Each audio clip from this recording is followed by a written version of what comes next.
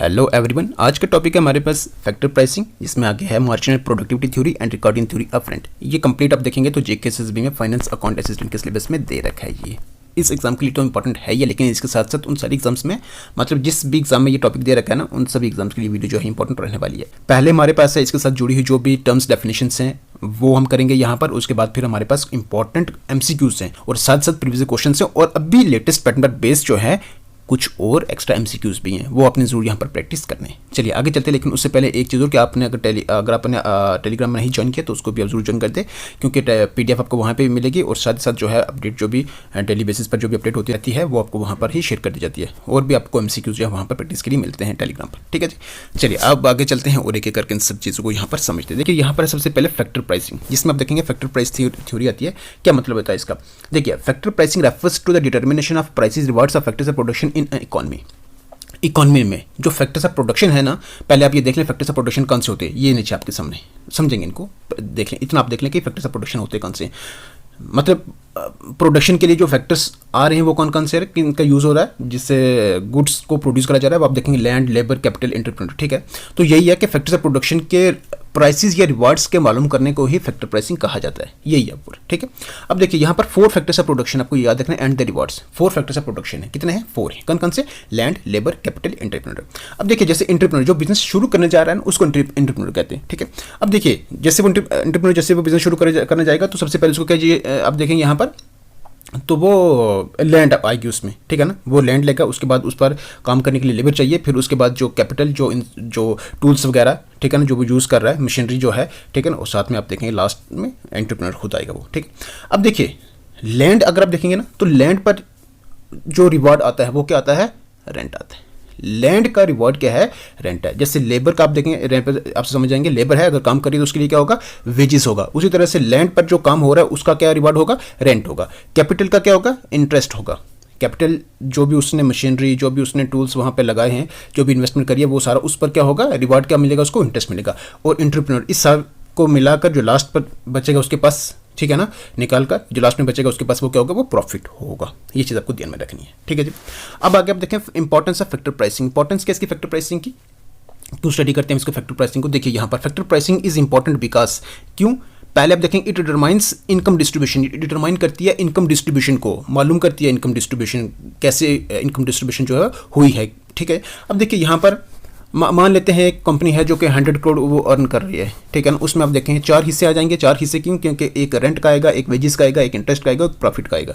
कुछ हिस्सा मान लेते हैं रेंट का है, कुछ मतलब कुछ परसेंटेज रेंट है, कुछ परसेंटेज वेजेस है, कुछ परसेंटेज इंटरेस्ट है, कुछ परसेंटेज प्रॉफिट है। टोटल जो है 100 करोड़ है। ठीक है, मान लेते हैं ये 30 है, ये 20 है, और ये 25 है, और ये 25 है। कैसे भी कर सकते हैं आप। ठीक है, अब देखिए ये डिस्ट्रीब्यूशन आपको दिख रही है सारी, ये वाली है, इसी को इनकम डिस्ट्रीब्यूशन कहा जाता है। ठीक है ना, और ये फैक्टर प्राइसिंग क्या करती है? इसको डिटरमाइन करती है फैक्टर प्राइसिंग। ठीक है ना, ठीक है जी।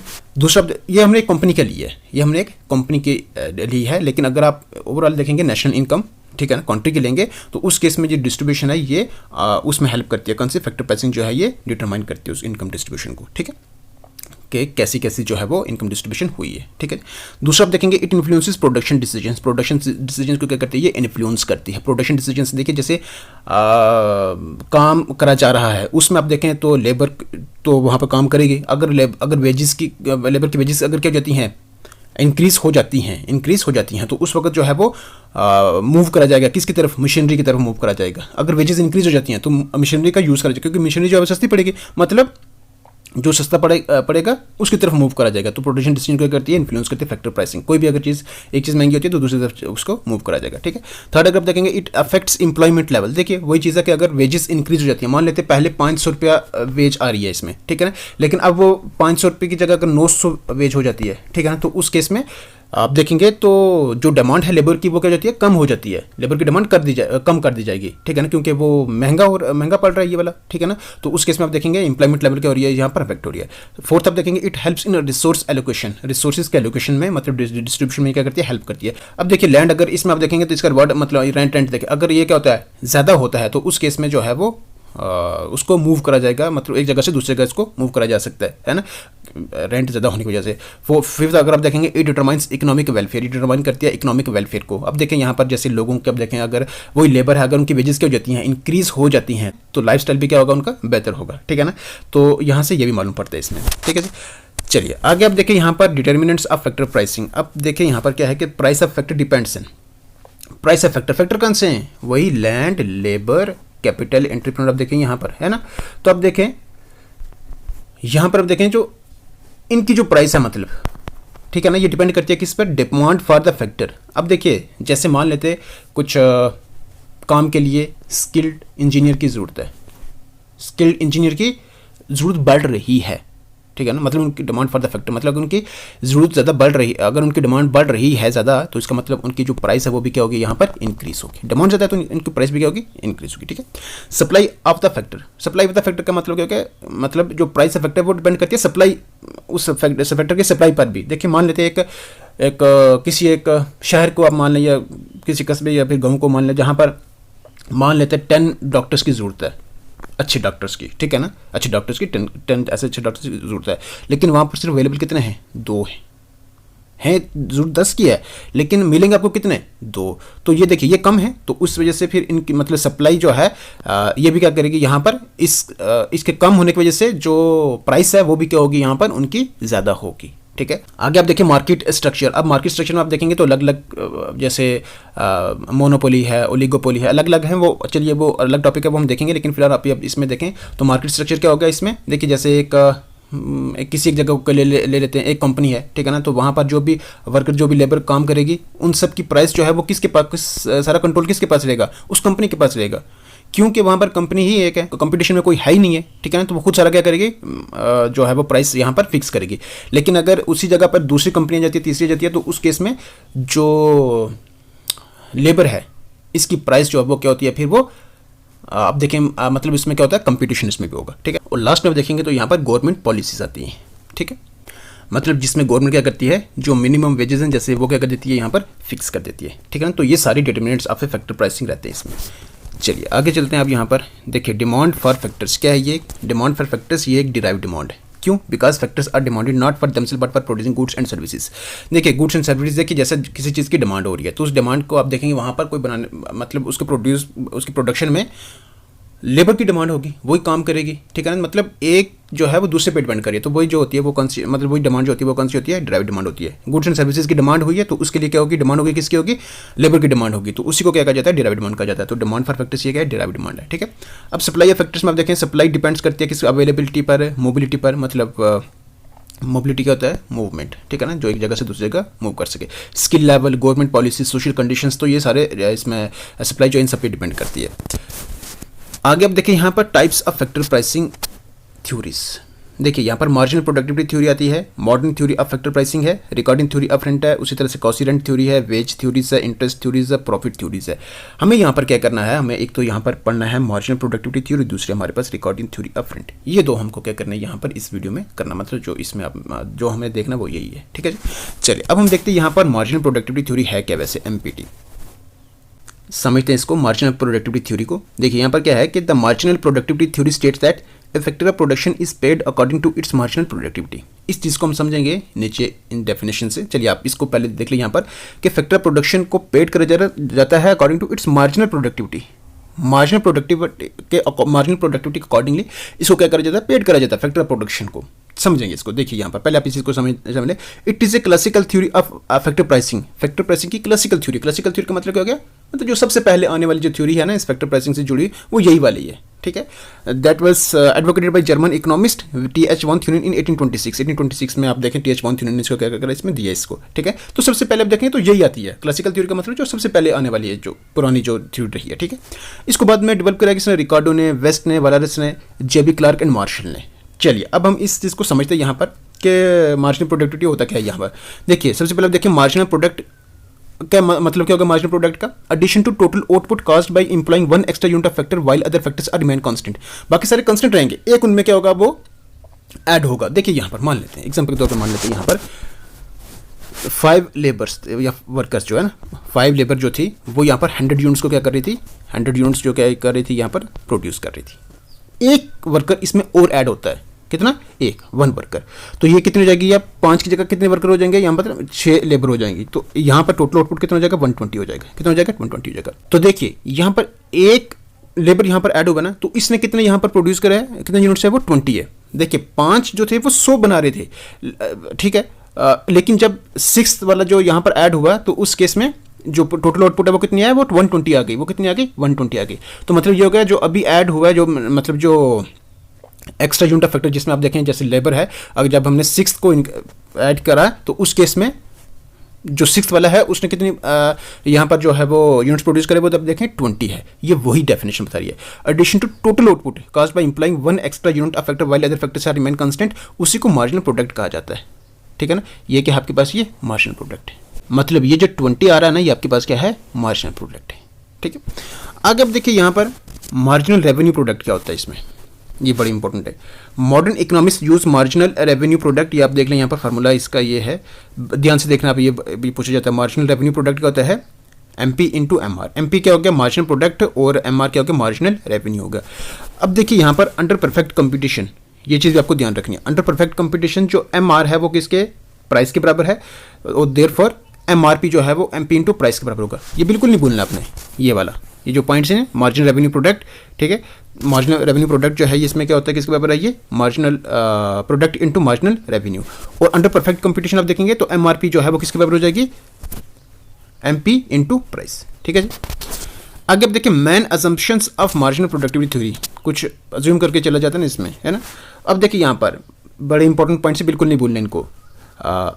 इसमें सबसे पहला पॉइंट देखेंगे तो परफेक्ट कंपटीशन एग्जिस्ट, जो इसमें इस थ्योरी में जो मेन सबसे पहली असम्पशन आती है वो कौन सी आती है, परफेक्ट कंपटीशन एग्जिस्ट करना चाहिए। सेकंड है फैक्टर्स आर होमोजेनियस, फैक्टर जो है वो होमोजेनियस होने चाहिए।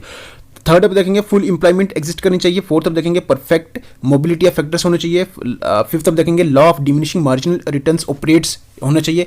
Law of diminishing marginal returns का मतलब ये हो गया कि जैसे जैसे आप फैक्टर्स ऑफ प्रोडक्शन को क्या करते रहेंगे, इंक्रीज करते रहेंगे, वैसे वैसे प्रोडक्टिविटी क्या होगी, वहाँ से डिक्रीज होती रहेगी। फैक्टर्स क्या होने चाहिए, वो डिविजिबल होने चाहिए। और साथ साथ देखेंगे factor producer aims at profit maximisation.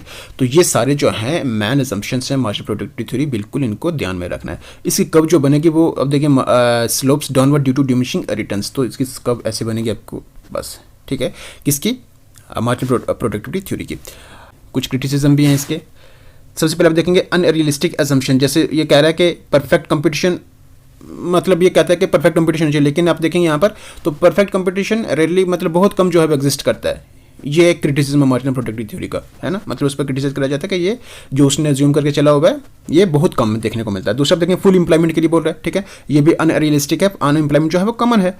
Third है difficult to measure productivity especially in team work. Next आप देखेंगे इग्नोर्स बार्गेनिंग पावर, जिसमें आप देखें ट्रेड यूनियन इन्फ्लुएंसेस वेजेस। देखिए जैसे ट्रेड यूनियन बनती है, लेबर यूनियन बनती है, तो उस केस में वो क्या करते हैं कि अपनी प्राइस जो है वो क्या करते हैं, फिक्स करते, डिमांड रखते हैं अपनी वो, ठीक है ना, ठीक है। तो उस केस में क्या होता है कि ट्रेड यूनियन करती है, मतलब इसमें इन्फ्लुएंस करती है वेजेस को भी। आगे आप देखें सर्कुलर रीजनिंग, जिसमें आप देखें प्रोडक्टिविटी डिटरमाइन प्राइस करती है, but price also determines productivity.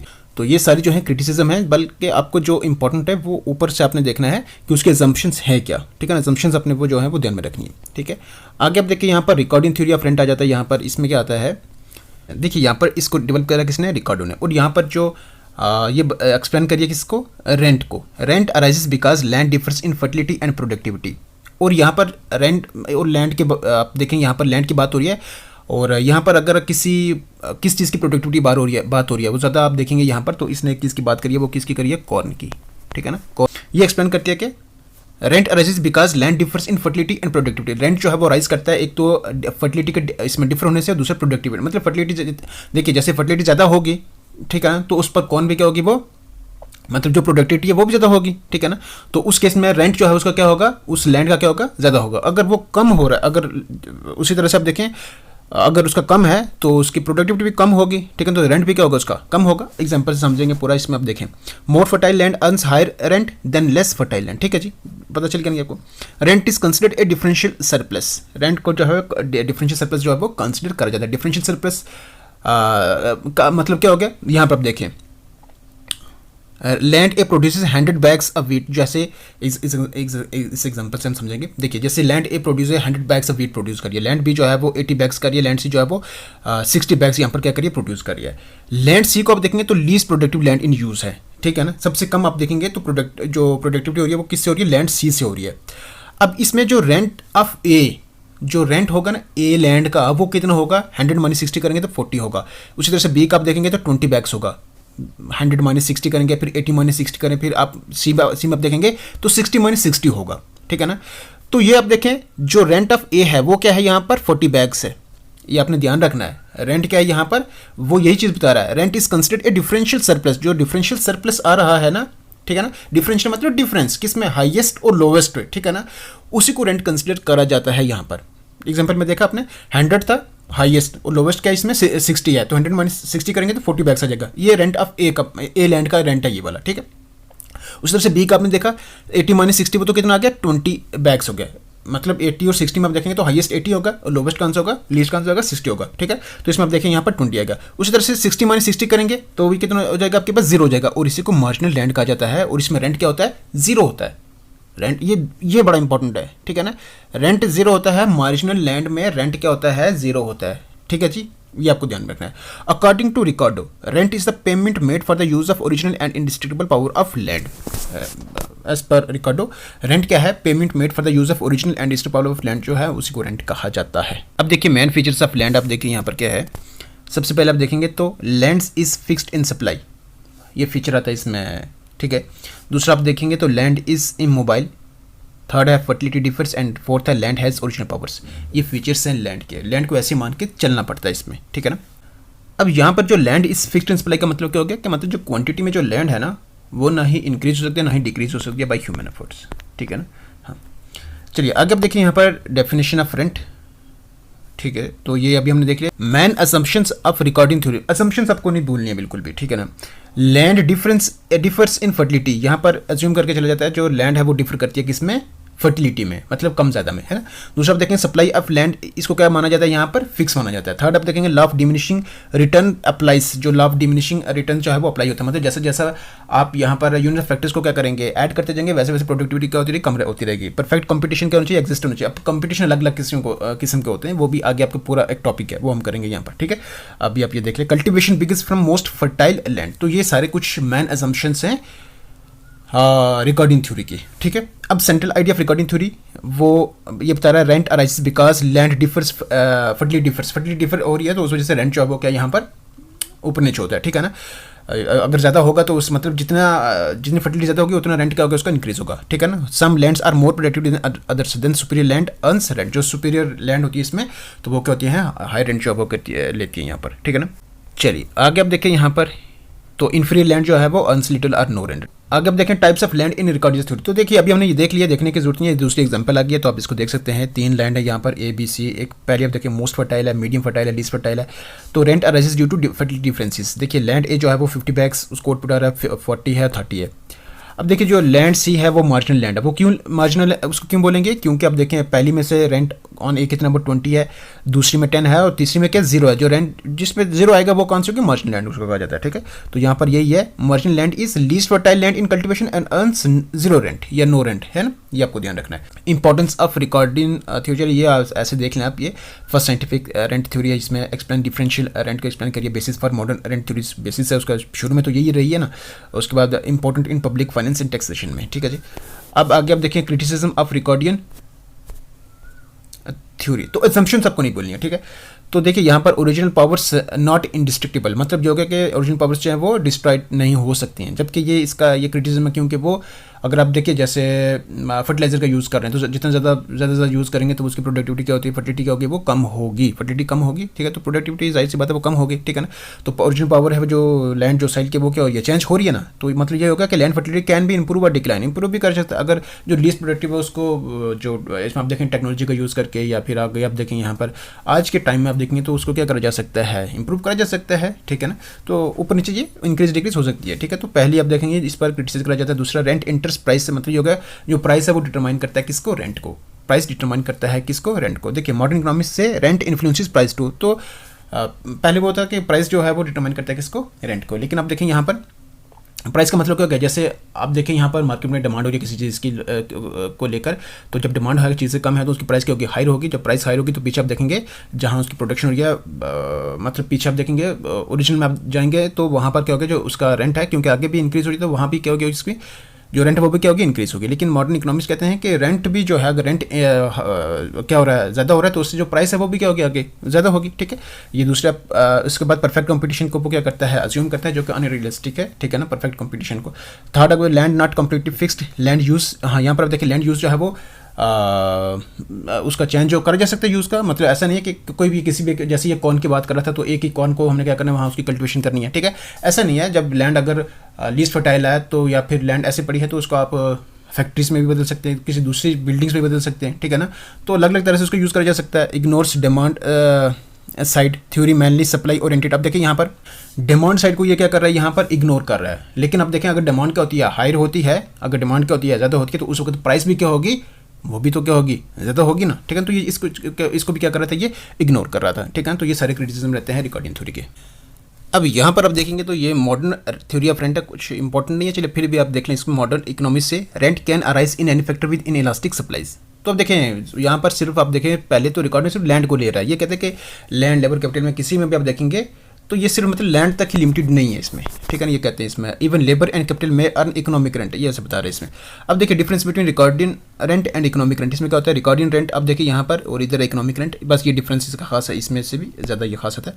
ये लैंड पर होता है सिर्फ, किसको भी फैक्टर ले सकते हैं यहाँ पर। ठीक है ना, लैंड, लेबर, कैपिटल, कुछ भी, इंटरनेट, कुछ भी होता है। ठीक है, ड्यू टू फर्टिलिटी यहाँ पर होता है, ड्यू टू स्केर्सिटी होता है यहाँ पर। और क्लासिकल थ्योरी है मॉडर्न थ्योरी। क्लासिकल थ्योरी मतलब पहले आने वाली जो अर्ली जो शुरू जैसे हुई है वो। ठीक है, तो क्लासिकल उसको तो कहा जाता है। मॉडर्न जो अब नहीं है ये। ठीक है, तो ये सारा इसका डिफरेंस आता है। ठीक है, कुछ ज़्यादा इंपॉर्टेंट नहीं है, चलिए फिर भी आप ये देख लें इस चीज़ को। ठीक, अब आते हैं हमारे पास क्वेश्चंस जो हमने ऊपर करा ना, अब हमारे पास उसी पर बेस्ड क्वेश्चन है। चलिए अब यहाँ पर करते हैं इसमें। देखिए सबसे पहला क्वेश्चन है यहाँ पर, the demand for labour is called derived demand because. Demand for labour को डिराइव्ड डिमांड कहा जाता है, क्यों बताएं इसमें। ऑप्शन है labour creates utility directly, labour is demanded for consumption, labour is demanded for production of goods, या labour is supply is fixed. तो देखिए एक डिमांड से दूसरी की डिमांड हो रही है, उसी को डिराइव्ड डिमांड कहा जाता है। तो देखिए यहाँ पर लेबर की डिमांड हो रही है किसकी, प्रोडक्शन ऑफ गुड्स की, गुड्स की मतलब डिमांड हो रही है, तो उस गुड्स की डिमांड के लिए दूसरी लेबर की डिमांड होगी, तो इसलिए उसका क्या कहा जाता है, जो है वो डिराइव्ड डिमांड कहा जाता है। तो A option, sorry C option का इसका करेक्ट आंसर रहेगा। नेक्स्ट देखिए यहाँ पर, according to marginal productivity theory a producer employs labour up to the point MP is equal to wage, AP is equal to wage, MRP is equal to wage, या फिर TP is equal to wage. तो according to marginal productive theory producer employ करेगा labour up to the point where marginal revenue product जो है वो veg के बराबर होगा। अगर वो मार्जिनल रेवेन्यू प्रोडक्ट अगर वो क्या हो रहा है, ज़्यादा हो रहा है, तो इसका मतलब ये हो रहा है कि वहाँ पर रेवेन्यू ज़्यादा हो रहा है। ठीक है ना, और बहुत ज़्यादा क्या करेगा ये वहाँ पर एम्प्लॉय, मतलब वो क्या करेगा, जोड़ेगा। अगर मार्जिनल रेवेन्यू प्रोडक्ट अगर कम हो रहा है वेजेस से, ठीक है ना, तो उस केस में वो क्या करेगा, जो लेबर उसको क्या कर देगा, वो कम कर देगा। ठीक है ना, तो यहाँ पर आप देखें तो मार्जिनल प्रोडक्टिविटी थ्योरी में आप देखेंगे प्रोड्यूसर इंप्लाई करता है लेबर टू द पॉइंट जहाँ पर मार्जिनल रेवेन्यू प्रोडक्ट जो है वो वेज के बराबर होता है वो। ठीक है, चलिए आगे आप देखें, which economist is associated with Ricardian theory of rent. कौन सा जुड़ा हुआ है यहाँ पर, मार्शल है, रिकार्डो है, किनीसा या फिर पिगू है। तो रिकॉर्डिंग आप देखेंगे तो रिकॉर्डो सही है। नेक्स्ट है, marginal land under recording theory earns, यही क्वेश्चन जो हमने शुरू में देखा। Marginal land under recording theory earns maximum rent, monopoly, zero या फिर स्केर्सिटी। आपको पता है ये कितना, ये क्या करेगा यहाँ पर, जीरो रेंट अर्न करेगा। नेक्स्ट अब देखेंगे यहाँ पर क्या है, which assumption is essential in marginal productivity theory. कौन सी अजम्पशन जो है एसेंशियल रहती है इस मार्जिनल प्रोडक्टिविटी थ्योरी में। मोनोपोली मार्केट है, परफेक्ट कॉम्पिटिशन है, सोशलिस्ट इकोनॉमी या फिर गवर्नमेंट ओनरशिप है। वो इसमें कौन सी, परफेक्ट कंपटीशन। इसी को मान के चलते हैं ना, ये मेन एग्जाम्पशन है, ये मेन अजम्पशन है इसकी। ठीक है, आगे अब देखिए यहाँ पर कंसीडर दी फ्लोइंग स्टेटमेंट्स। पहली स्टेटमेंट क्या है यहाँ पर, demand for factor is derived demand. Demand for factor, factor मतलब वही है लैंड, लेबर, कैपिटल, वो आप फैक्टर से प्रोडक्शन वही है ना। तो अब देखिए यहाँ पर डिमांड फैक्टर, जैसे लेबर की आप मान ले, ठीक है, तो लेबर की डिमांड डिराइव्ड डिमांड है क्या, ये पहली स्टेटमेंट यही है। बिल्कुल, अभी हमने ऊपर देखा कि अगर लेबर की डिमांड हो रही है इसका मतलब दूसरे गुड्स की अगर डिमांड हो रही है तो गुड्स की डिमांड से लेबर की डिमांड हो रही है। ठीक है ना, तो ये पहले स्टेटमेंट यहाँ पर सही है बिल्कुल। Marginal productivity theory assumes perfect competition, अभी ऊपर देखा मार्जिनल प्रोडक्टिविटी थ्योरी जो है अज्यूम करती है परफेक्ट कंपटीशन को, बिल्कुल ये सही है। मार्जिनल, थर्ड अब देखेंगे marginal land earns differential rent. Marginal land जो है वो डिफरेंशियल रेंट अर्न करती है, नहीं वो तो जीरो है, उसके मार्जिनल लैंड जो है वो अर्न करती है जीरो रेंट, है ना। तो अब देखिए यहाँ पर थर्ड तो नहीं इसमें आता, तो मतलब फर्स्ट एंड सेकंड क्या रहेगा, इसका करेक्ट आंसर रहेगा। चलिए देखिए नेक्स्ट है, consider the following statements regarding Ricardian theory of rent. तो देखिए यहाँ पर है rent arises due to differences in fertility of land, supply of land is perfectly elastic, marginal rent earns no rent. देखिए पहली क्या है कि रेंट अराइज करिए due to differences in fertility of land, बिल्कुल जो जितनी ज़्यादा फर्टाइल होगी, है ना, उस पर रेंट क्या होगा, उतना ही ज़्यादा होगा। ये तो वही चीज़ होगी ना, rent arises due to differences in fertility of land, land के फर्टिलिटी के डिफरेंसेस होने से ही रेंट अराइज होता है ना। पहली स्टेटमेंट यहाँ से बिल्कुल सही है। Second, supply of land is perfectly elastic, जो कि यहाँ पर क्या है, ये गलत है। Supply of land is perfectly elastic नहीं है, ये क्या है, supply of land is perfectly in elastic है ये, तो सेकंड यहाँ से गलत है। थर्ड अब देखिए, marginal land earns no rent, अभी हम यहाँ पर देखें मार्जिनल लैंड जो है वो अर्न करते हैं नो रेंट, तो फर्स्ट एंड थर्ड हमारे पास क्या रहेगा, इसका आंसर रहेगा ए ऑप्शन। चलिए देखिए नेक्स्ट है, which of the following correctly explains economic rent. तो इनमें से कौन सी जो स्टेटमेंट है, मतलब यहाँ पर जो इकोनॉमिक रेंट को करेक्टली एक्सप्लेन कर रही है। देखिए यहाँ पर इस चीज़ को हम यहाँ पे समझेंगे एक एग्जांपल से, और ऑप्शंस पहले आप देख लें, पेमेंट अबव ट्रांसफर अर्निंग है, payment equal to transfer earning है, पेमेंट बिलो वेज लेवल है, ये पेमेंट फॉर एंटरप्रेन्योरशिप ओनली है। अब देखिए यहाँ पर इकोनॉमिक रेंट होता है क्या, वैसे ये होता है actual earning minus transfer earning. देखिए जैसे दो स्कूल लेते हैं, जहाँ पर आप देखें एक स्कूल में आपको 40,000 दिया जा रहा है अमाउंट, मतलब सैलरी आपको दी जा रही है, दूसरी जगह आपको मिलता है कि आपको यहाँ पर 30,000 दिया जाएगा, ठीक है। तो ये जो 40,000 आप ले रहे हैं ना, ये आपके पास क्या है, एक्चुअल अर्निंग है, ठीक है ना, जो आप ले रहे हैं। दूसरी जगह आपको मिलता है कितना, 30,000, ठीक है ना। अब ये 30,000 ये मिनिमम है, ये ट्रांसफ़र अर्निंग है, मतलब ये हो गया। देखिए जहाँ पर आपको 40,000 मिल रहा है ना, अगर यहाँ पर कम कर दिया जाता है, 30,000 से कम 29,000 दिया जाता है, तो आप किसकी तरफ मूव कर जाएंगे, इसकी तरफ मूव कर जाएंगे 30,000 वाले में, है ना। तो अब देखिए मतलब ये जो मिनिमम है, ये आपके पास कौन सा होगा, ये वाला ट्रांसफर अर्निंग होगा, और ये जो है ये वाला आपके पास कौन सा है, ये एक्चुअल अर्निंग है, ठीक है ना। तो अब देखिए यहाँ पर 40,000 माइनस 30,000 करेंगे आपके पास, तो आपके पास क्या होगा, ये 10,000 आएगा, ठीक है ना। ये आपके पास क्या आएगा, 10,000 आएगा।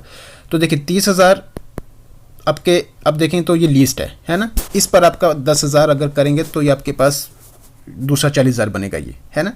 तो अब देखिए यहाँ पर यही है कि पेमेंट अबव ट्रांसफ़र अर्निंग्स है, payment equal to transfer earning है, पेमेंट बिलो वेज लेवल है, या पेमेंट फॉर एंटरप्रेन्योरशिप ओनली है।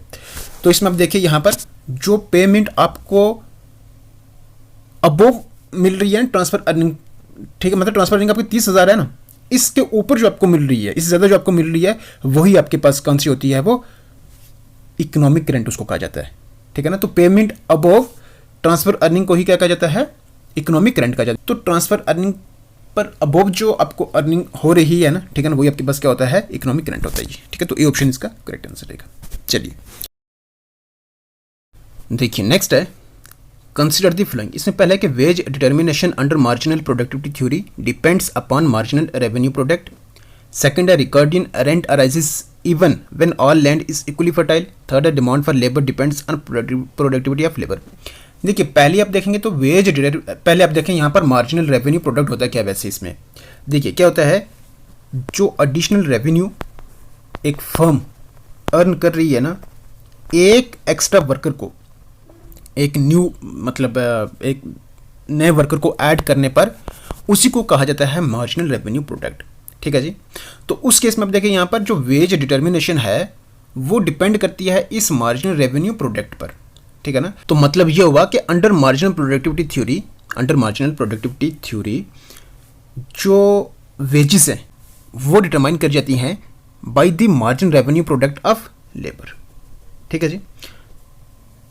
मतलब जो एक्स्ट्रा रेवेन्यू जनरेट करा जाता है ना इस लास्ट वर्ड के द्वारा, ठीक है ना, उसी पर जो है वेज वो डिटरमाइन करी जाती है, ठीक है।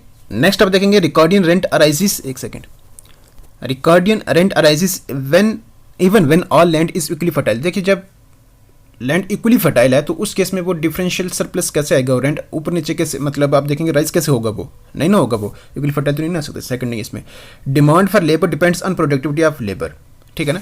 तो प्रोडक्टिविटी ऑफ लेबर पर जो है, मतलब जो डिमांड ऑफ लेबर जो है वो डिपेंड करती है प्रोडक्टिविटी ऑफ लेबर पर, ठीक है। तो थर्ड भी आप देखेंगे यहाँ पर करेक्ट है। मतलब ये हुआ कि अगर एक वर्कर क्या हो रहा है, आउटपुट ज़्यादा प्रोड्यूस कर रहा है वो, ठीक है ना, तो उस केस में जो फर्म है, मतलब जो फर्म है वो क्या करेगी, ज़्यादा से ज़्यादा रेवेन्यू क्या करेगी, जनरेट करके, और उसमें जो वर्कर की हायरिंग है वो भी क्या होगी, ज़्यादा होगी। ठीक है ना। तो अब देखिए यहाँ पर प्रोडक्टिविटी लेबर मतलब जो डिमांड या लेबर की वो डिपेंड करती है उसकी प्रोडक्टिविटी पर भी। ठीक है। तो इसमें आप देखेंगे ये फर्स्ट एंड थर्ड आपके पास रहेगा, ये सॉरी पहला, हाँ पहला, ठीक है ना, फर्स्ट एंड थर्ड। ठीक है ना, ये ऑप्शन कंसिडर। चलिए देखिए नेक्स्ट एंड ये इसमें स्टेटमेंट बेस्ड पोर्शन हमारा लास्ट है, बाकी आगे भी आपने देखना इंपॉर्टेंट है। देखिए यहाँ पर क्या with reference to Ricardian theory of rent consider the following. पहली है यहाँ पर रेंट इज प्राइस डिटरमाइंड, मतलब प्राइस जो है वो डिटरमाइन करता है रेंट को, या फिर ऐसे समझ ले जो रेंट है ना वो डिपेंड करता है प्राइस ऑफ प्रोडक्ट पर। ठीक है ना, मतलब प्राइस ऑफ प्रोडक्ट अगर क्या हो रही है, प्राइस अगर क्या हो रही है उसमें ज़्यादा हो रही है तो उस केस में क्या होगा, रेंट भी क्या होगा, ज़्यादा हो रहा होगा वो। ठीक है ना। तो उस केस में आप देखेंगे यहाँ पर जो पहली स्टेटमेंट है यहाँ पर क्या है, ये गलत है, क्योंकि रेंट इज प्राइस डिटरमाइंड नहीं बल्कि प्राइस इज रेंट डिटरमाइंड। ठीक है ना, मतलब रेंट जो है वो डिटरमाइन करता है किसको, प्राइस को। ठीक है, एज पर ये जो रिकॉर्डिंग थ्योरी ऑफ रेंट है। सेकंड आप देखेंगे यहाँ पर rent rises because of scarcity and differentiability. Second यहाँ पर क्या करेक्ट है। थर्ड आप देखेंगे marginal land earns no economic rent, ये तो हमने देख लिया इसमें, तो बिल्कुल सही है। ठीक है, तो सेकंड एंड थर्ड हमारे पास आपको देखेंगे तो बी ऑप्शन का इसका करेक्ट आंसर रहेगा। चलिए ये कुछ थे इंपॉर्टेंट क्वेश्चन जो कि आपने यहाँ पर देखे हैं। और चलिए अब आप एक रिवीजन या फिर वन लाइनर फॉर रिवीजन, हाँ ये आप देख ले यहाँ पर, बिल्कुल नहीं बोलना इनको आपने। पहले आप देखें factor pricing determines rewards for factors of production. तो फैक्टर प्राइसिंग डिटरमाइन करती है क्या, जो रिवार्ड्स है ना फैक्टर प्रोडक्शन को, ये फैक्टर प्राइसिंग डिटरमाइन करती है। जिससे वो ये चार, चलिए आप देख लें यहाँ पर land, labour, capital and internal. Land का क्या है, रेंट है। लेबर का क्या है, वेजेस है। ठीक है।